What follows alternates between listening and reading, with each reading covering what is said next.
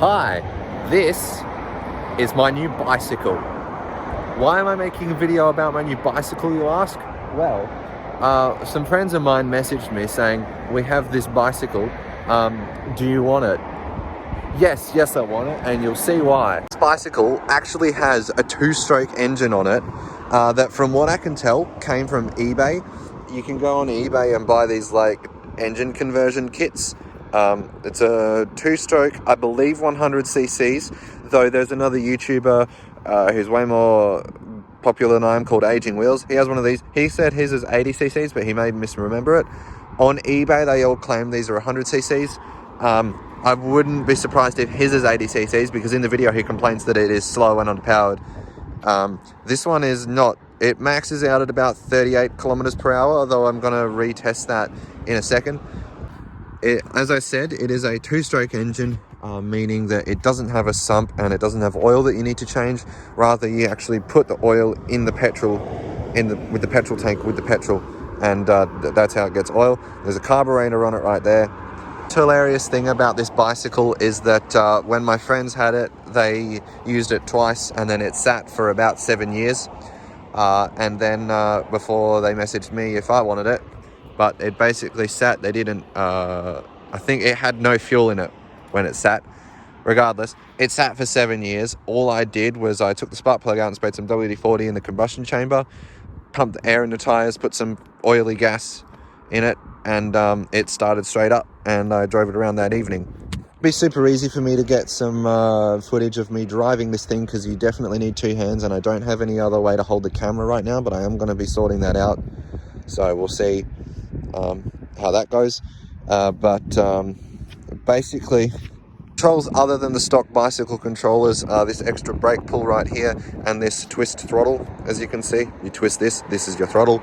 This right here is a clutch. It's an actual clutch, not a centrifugal clutch, and to start it there is no pull cord or kickstarter. You actually just get the bicycle rolling with the pedals and you, while holding the clutch in like this, and then you basically flick the clutch like that and it kicks the engine over and it roars into life. And I'll see if I can demonstrate that. I may be able to. As far as future plans for my new two-stroke powered bicycle, it is going to be a little ongoing side project that I'm going to probably have for the next foreseeable future. I love riding this thing and I'm not going to be letting it go anytime soon. And if the engine in it does blow up, then you can buy another. I could buy another one on eBay for $130. Today is currently Wednesday. On Monday afternoon, I was riding this thing all around my town, and I actually ended up running out of petrol. So what I would like to do is put some sort of rack on the back here, like a pack rack, which is what we sort of have here, and put a box on it, like a metal toolbox or something, so that I can put a small jerry can and a small bottle of oil in there, so that I can go an extra distance before needing to get petrol, and then I would be able to stop at petrol stations and fill up my two-stroke powered bicycle, which would be hilarious. This is how the bicycle is actually set up. The fuel tank here, which looks like an old 60s motorcycle fuel tank, simply just bolts onto the frame right there. Here we have the engine, and inside here is the clutch and the gear. There's this extra chain that runs down that needs greasing, that runs down to the wheel. There's this extra sprocket on the wheel that is just clamped onto the spokes. It's like bolted fish plated onto the spokes of the wheel, not the actual hub. There's a chain tensioner right there. This chain is bigger and beefier than a normal bike chain, as you can see. This lever right here, when you pull on it, that's the clutch, as you can see.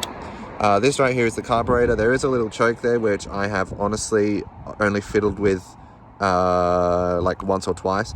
The bike started right up when I just found out that there's a primer there.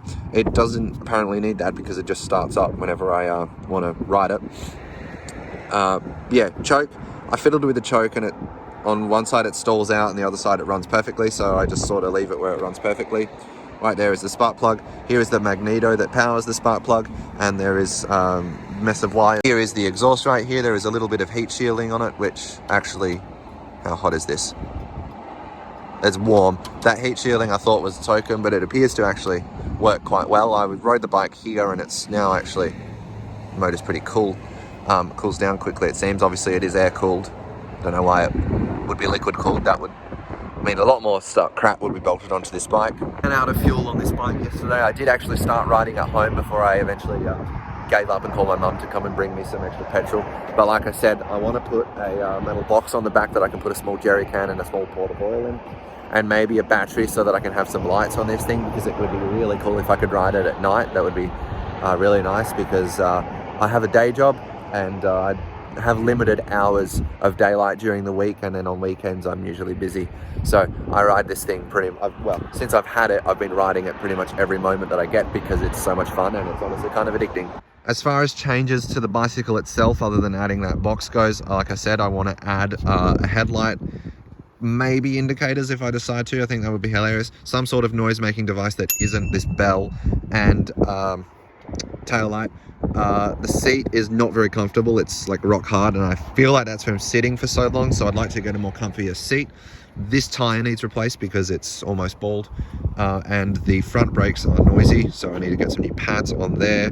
What I'll probably end up doing is buying a second-hand bike in better condition, and basically using that as an organ donor and putting all of the good parts from a donor bike onto this bike. We'll go ahead and start it up here. I won't be able to rev it, and I won't be able to rev it because you need, like I said, you need two hands to rev it, because you need to hold the clutch in. But like I said, we'll just go ahead and demonstrate the start, because I think I'll be able to do that one-handed. So like I said, pull the clutch in, and as you can see, the bike rolls freely. If you don't have the clutch in, the bike doesn't roll freely. So put the clutch in, and then we'll just get rolling here a bit. And as you can see, it runs.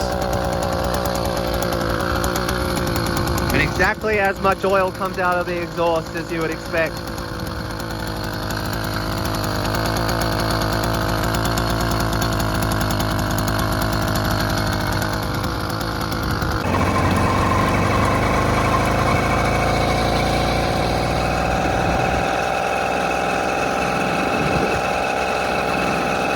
Let's get some shots of me running around this empty parking lot in a hilarious bicycle.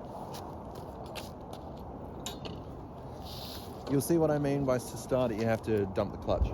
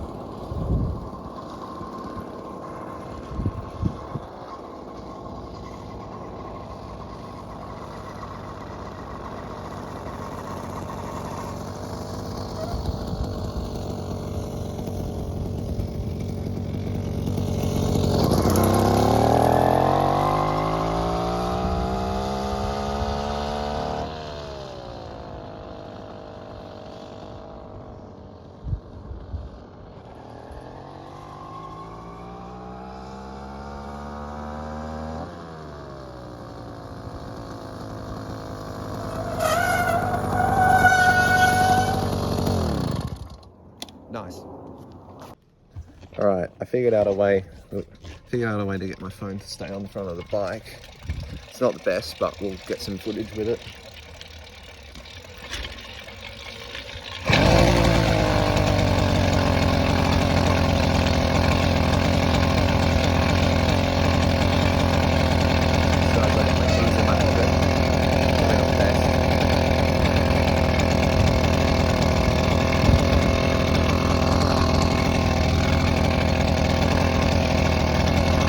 Two-stroke.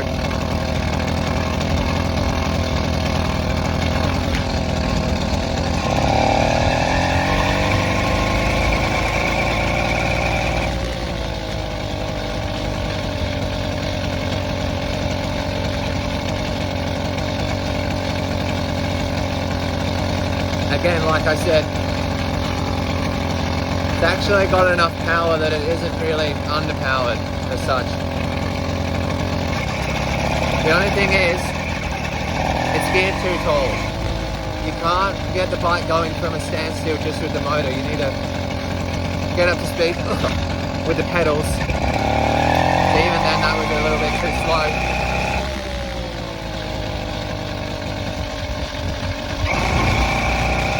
I need rear view mirrors. That's another thing I want to add is rear view mirrors, so I don't have to be turning behind me to see if there's cars behind me when I'm riding on the road.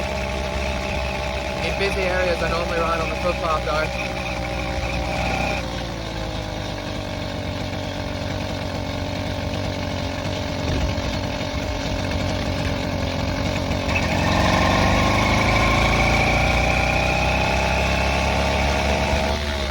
It'd be really nice if there was a gear that was really low so that you had enough torque to get going.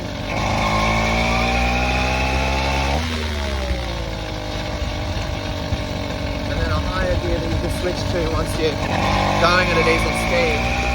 So that it still has the same, like, if this gear was the top gear and there was a gear lower than this, then it'd be perfect.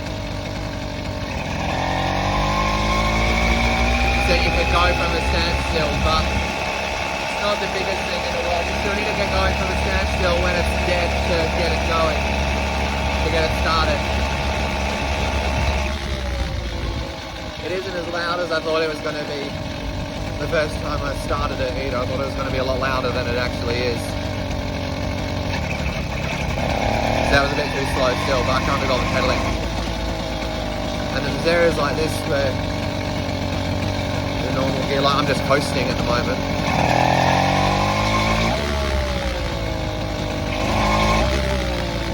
There's adding power as necessary, but then coasting most of the time through here. Because it's a skinny footpath and I can't see all around the corners, so I don't want to go too fast.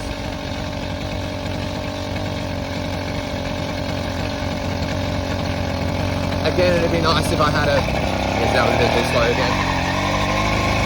And the dog barking at me. It'd be nice if I had another noise-making device other than the little bell as well, because I can't actually reach the bell.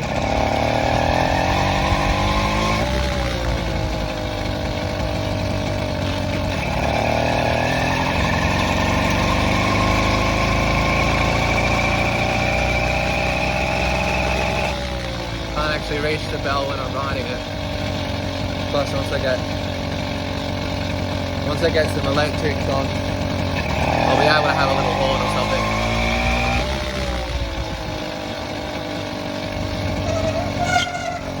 That's the front brake, really noisy. Get going with the pedals here, I was going way too slow there. Engine.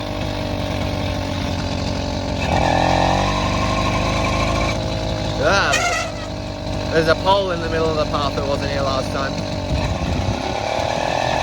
There's another one over here too, I don't know why they're there.